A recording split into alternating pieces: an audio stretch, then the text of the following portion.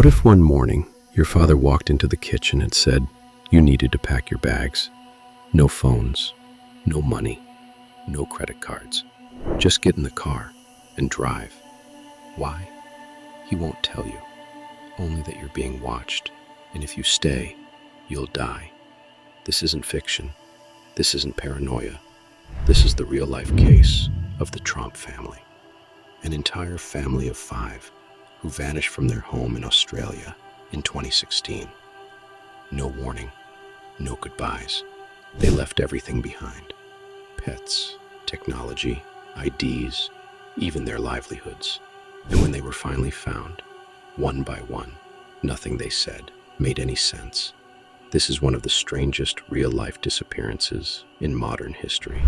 There were no signs of violence, no traces of coercion, just an overwhelming sense of fear that swept through every single member of the family like a wave, and the mystery only deepened when they each reappeared, seemingly unharmed, but mentally shattered. To understand what makes this case so haunting, you have to look at the people involved. The Tromps weren't outcasts or recluses. They were, by all accounts, completely average. Mark Tromp, the father, ran a successful berry farm in Sylvan, Victoria. He was the picture of discipline and hard work, a man devoted to his land and family. His wife Jacoba worked closely alongside him. They raised 3 adult children, Rihanna, Mitchell, and Ella.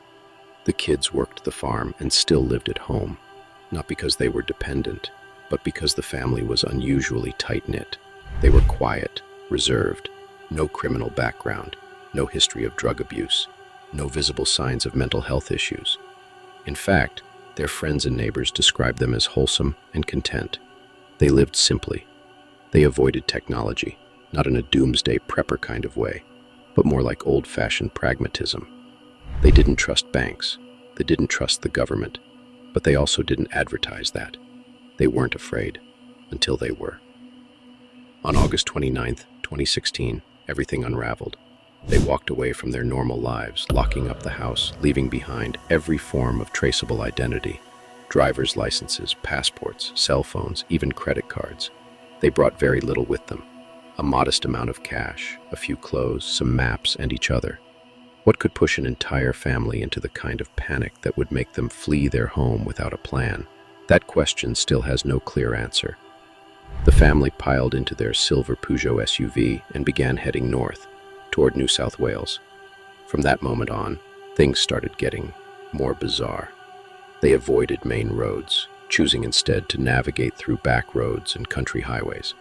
They moved erratically, sometimes doubling back or stopping for hours at random places. Somewhere along the way, they became convinced they were being followed, not by someone they could name, but by something. Some presence. Something that wasn't human, or perhaps too human. It wasn't clear.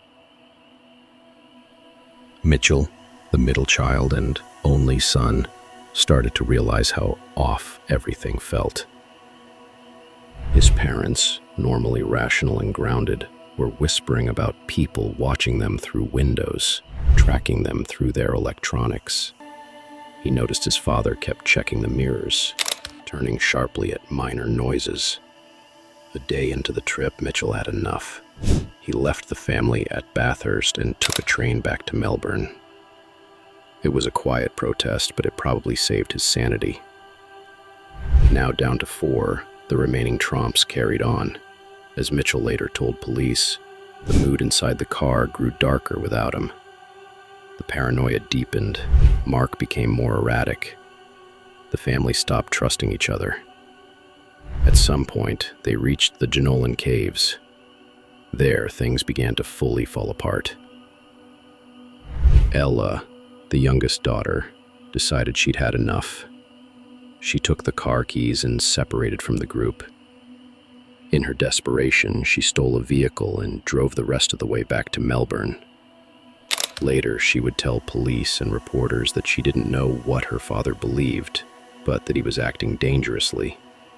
Back in New South Wales, Mark, Jacoba, and Rihanna pressed on, but tensions were rising. In a move that still baffles investigators, Jacoba and Rihanna abandoned Mark and took off on their own, not toward a destination, but away from him. Jacoba was later found wandering the streets of Yas, over 300 kilometers from home. She was disoriented, distressed, and barely coherent. Locals said she seemed afraid to speak, as if every word could bring danger. Meanwhile, Rihanna was found in the back of a stranger's pickup truck. The owner of the vehicle said she had tried to break in. When questioned, she couldn't explain what she was doing. She was nearly mute. She looked terrified. Police said her emotional state was so fragile that she was hospitalized for days. All this time, no one could locate Mark. The man who had started the journey had simply vanished. Authorities feared the worst. Search parties combed the countryside, calling his name, checking ditches, rural motels, and hiking paths. But Mark Tromp had gone to ground. He was without money, ID, or any means of communication. It was as if the earth had swallowed him. 5 days later, a young couple found him, hiding in the back of their car near Warragul. He had broken into the vehicle and was curled up in the back seat. He looked scared, malnourished, and confused. When police arrived, Mark gave no clear answers. He wasn't angry. He wasn't aggressive. He simply said he wanted to go home.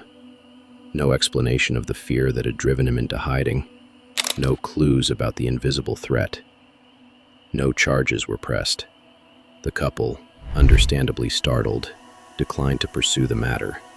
By the end of the week, the entire family was back home, together again, but far from fine. Experts from around the world weighed in.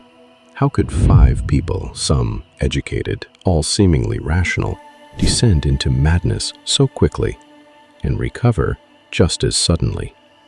The leading theory, a rare psychological condition known as folia familial, a subtype of folia doux or shared psychosis.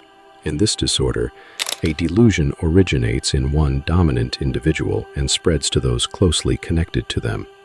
In this case, that dominant figure was likely Mark. Perhaps due to untreated paranoia, intense stress, or some combination of hereditary and environmental factors, Mark fell into a psychotic break. And because his family was so tightly bonded, emotionally and physically, they were pulled into the delusion too. But it raises questions. Why did Mitchell resist? Why did the delusion fall apart so quickly once they were separated? And perhaps most hauntingly, what exactly was the fear that started it all? The family has never publicly shared the details. Jacoba was hospitalized for several days after being found, but released with no formal diagnosis. Rihanna refused media interviews. Mark said the matter was private. Ella gave the most honest statement of them all. We just needed to get away. The media frenzy that followed was intense. People wanted answers. Theories exploded online. Some believed the family had been involved in illegal dealings and were running from debt or a cartel. Others speculated about secret religious cults, or that the family had stumbled onto something, evidence of a crime perhaps, and were forced to run. One theory even suggested government mind control experiments. The truth, though, remains elusive. Investigators found nothing. No financial issues, no crime connections, no cult links, no technology addiction. Just an eerie silence and a family unwilling to relive their trauma. Today, the Tromps remain completely out of the spotlight. The berry farm continues operation under a different business name. Locals say the family is polite, private, and distant. A few curious visitors have driven by the property hoping for a glimpse. They never see anything unusual, just rows of berry bushes and a quiet house. But that silence only deepens the mystery. What really happened on that road trip? What did they think was chasing them? Or more unsettling, what if something really was? It's the lack of answers that makes this story so chilling. So what do you think? Was it mass hysteria, shared delusion, or something more disturbing, something that exists on the edge of our understanding of the human mind? Why did 5 people abandon their lives in a matter of hours? Why couldn't they say what they were running from? And why did they fall silent the moment it was over? Sometimes the most terrifying stories aren't the ones filled with blood and violence. Sometimes it's the ones that end with a whisper, not a scream. If you found this story haunting, subscribe for more psychological mysteries. Hit the bell so you don't miss the next one. And tell us in the comments, what's your theory on what made the Tromp family flee? Because sometimes the scariest stories are the ones with no ending at all.